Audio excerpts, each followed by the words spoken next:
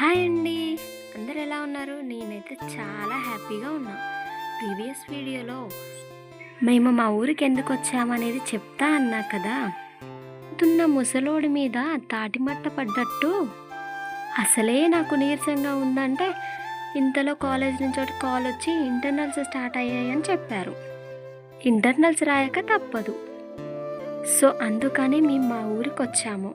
మా ఊరు నుంచి నర్సంపేట చాలా దగ్గర.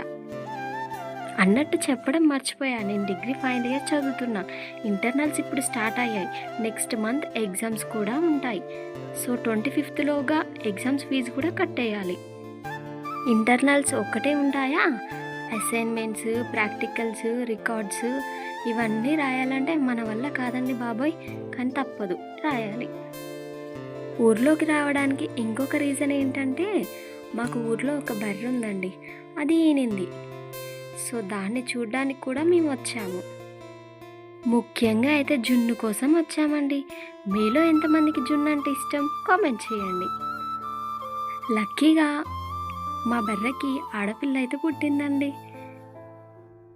ఖమ్మంలో పాల ప్యాకెట్ పాలు తాగి ఈ పాలు తాగేసరికి వాటికి వీటికి ఉండే తేడా ఏంటో తెలిసిందండి. ఇవి ఎంత టేస్టీగా ఉన్నాయండి. ఎంతైనా బర్రెపాలే.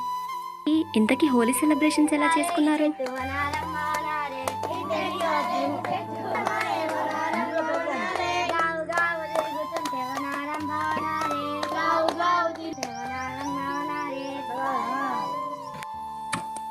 నా చిన్నతనంలో అయితే మేమైతే కామయ్య ఆడడానికి వెళ్ళేవాళ్ళం.